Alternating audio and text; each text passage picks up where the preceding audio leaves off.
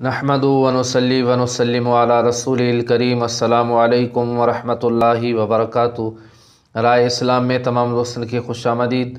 प्यारा दोस्तों, अज नई मालूमात खणी तव्हांजी ख़िदमत में हाज़िर थियो आहियां। यकीनन अव्हांखे पसंद ईंदी। सो ही आहे त अॼु असां ॻाल्हि ॿोल कंदासीं त कामिल मुस्लमान केरु आहे, मुकमिल मुस्लमान छा खे चइबो आहे ऐं मोमिन छा खे चइबो आहे।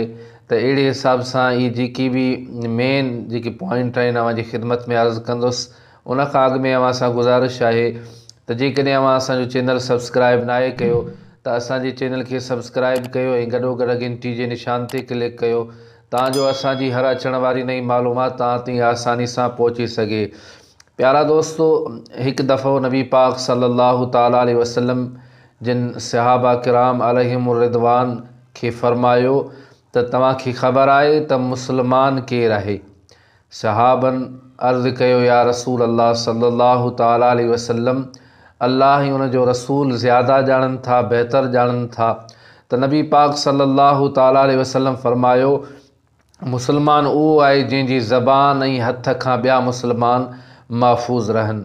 न ज़बान सां उन्हनि खे तकलीफ़ ॾिए, न ज़बान सां गार गंद करे, न ज़बान सां उन्हनि खे ईज़ाए, न ई हथनि सां कंहिं ॿिए मुस्लमान खे तकलीफ़ ॾिए, न उन्हनि खे ईज़ाए, त उहो सही मुस्लमान आहे।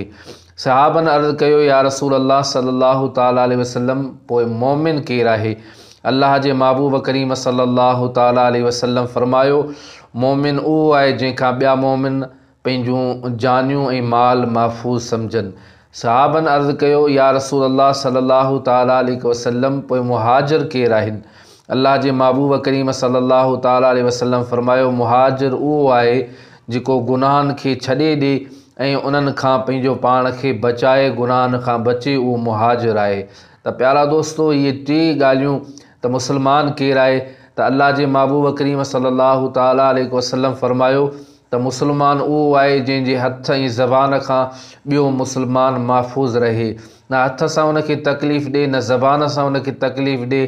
त प्यारा दोस्तो, मोमिन जे बारे में अल्लाह जे महबूब करीम सल्लल्लाहु ताला अलैहि वसल्लम फरमायो त मोमिन उहो आहे जंहिंखां ॿिया मोमिन पंहिंजूं जानियूं ऐं माल महफ़ूज़ सम्झनि।